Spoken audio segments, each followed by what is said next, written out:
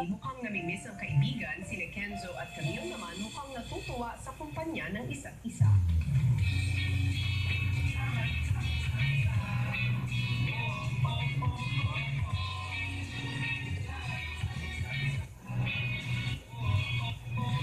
Nakablang ba yan? Saan to?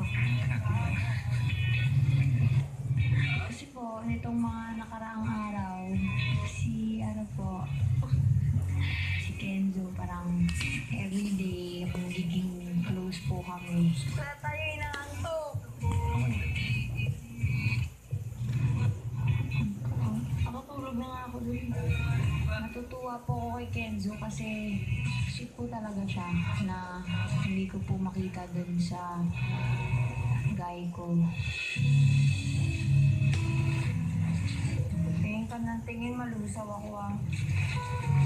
Hari ko, minto siya nilaw na. Pakiramdam po tungkol dito. Confused po. Natatakot po kasi syempre iniisip ko po yung baby ko tapos yung mga nasa labas po. Si Camille kinausap si Jimboy tungkol sa kanyang anak. Lalaki yung baby mo? Babae. 16 pa lang. Ano nangyari? Anong sabi mo mama mo? Balik, siyempre.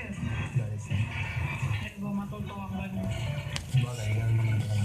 Natanggap din ka launa. Sobrang blessing yun eh.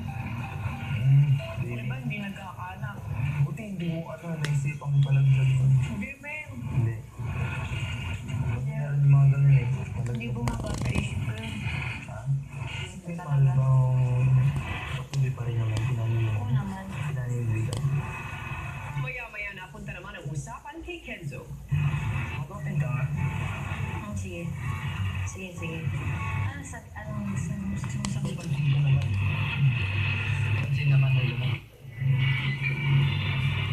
Tukusan niya na Kenzo. At sa buhay ko, gusto ko lang talaga assurance.